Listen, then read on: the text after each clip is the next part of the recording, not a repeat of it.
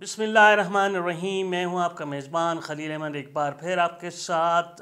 गुज़िश्ता vlog में हमने सियासी मामलात पे बात की, लेकिन आज हम एक जिरगे के हवाले से बात करेंगे जो कि निगरान वज़ीर आला बलूचिस्तान अली मर्दान डोमकी ने इस वज़ीर आला हाउस में बुलाया था, और जिसका एक ही एजेंडा था कि बलूचिस्तान में कबायली तनाज़ात और उनका हाल। तो इस हवाले से उन्होंने बलूचिस्तान के काफ़ी सरदारों को जो है दावत दी थी, जिसमें पश्तून और बलोच कबाइल के बड़े बड़े सरदार नवाब आए थे। लेकिन एक चीज़ देखने में आई कि क्योंकि बलूचिस्तान में जो है बलूचों में खुसूसन जो है नवाब ऑफ चीफ़ ऑफ सारवान और चीफ़ ऑफ जारवान की एक हैसियत है, इसी तरह पश्तून इलाकों में नवाब अयाज जोगिज़ई की एक हैसियत है, तो वो उनकी कोई नुमाइंदगी यहाँ देखने में नहीं आई। इसी तरह नवाब मक्सी के ख़ानदान से कोई नहीं था, जाम कमाल साहब नहीं थे।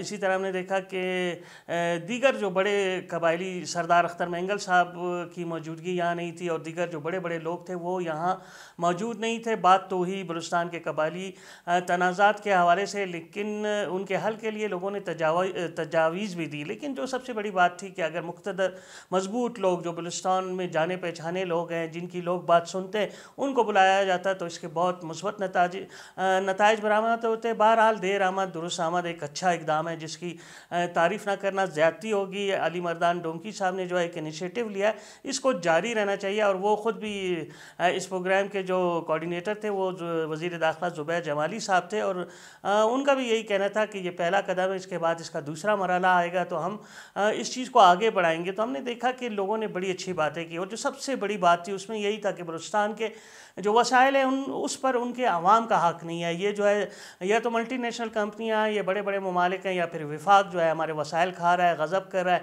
और जो है ना जो इस बलूचिस्तान के लोग हैं उनका हक़ उनको नहीं मिल रहा है, जिसकी वजह से मसाइल पैदा हो रहे हैं, कबायली तनाज़ात हो रहे हैं, लड़ाई झगड़े हो रहे हैं, और लोग जो है पहाड़ों पर जा रहे हैं। लिहाजा जब तक बलूचिस्तान के आवाम को ऑन बोर्ड नहीं किया जाता हर मामले पर, तो ये मसला हल नहीं होगा। बाद लोगों का यही कहना था कि इदारों की मुदाखलत भी बहुत ज़्यादा है बलूचिस्तान में, जिसकी वजह से जो है सूरत हाल काफ़ी ख़राब है, इसको भी ठीक करना पड़ेगा। यहाँ पे लिसानी मामलात भी हैं, मजहबी मामलात भी हैं, एथनिक मामलात भी हैं, तो सूरत हाल काफ़ी पेचीदा। और ख़ुसूसन जो नवाब सरदार थे या इलेक्टेबल्स थे, उनका जो कंसर्न था वो अमन अमान की सूरत हाल पे था। उनका यही कहना था कि जो सूरत हाल है बलूचिस्तान, उनमें उनके लिए इलेक्शन लड़ना बहुत मुश्किल है। घर से बाहर निकला जो है, रात जैसे ही मगरिब की अजान होती है तो वो घर से बाहर नहीं निकल सकते हैं, और ख़ास कर कुछ इलाकों में पम्फलेट भी बांटे जा रहे हैं, लोगों को थ्रेट भी दी जा रही है कि अगर आप इंतखाबात में हिस्सा लिया तो आपके ख़िलाफ़ कार्रवाई की जाएगी। तो उनका यही कहना था कि हुकूमत जो है अपनी हुकूमती रट कायम करे पूरे सूबे में, और जहाँ हालात ख़राब है वहाँ तो बहुत ज़्यादा ज़रूरत है, वहाँ अच्छे अफसर तैनात किए जाए, लोगों को एतमाद में लिया जाए। और इन इलाकों के हालात जब तक सही नहीं होते, यहाँ इलेक्शन कराना जो है फ़जूल एक्सरसाइज होगी, क्योंकि जब लोग इलेक्शन में हिस्सा ही नहीं ले सकेंगे, अपनी इंतखाबी मुहिम नहीं चला सकेंगे, तो फिर किस तरह इंतखाबात होंगे, ये एक बहुत बड़ा सवाल है।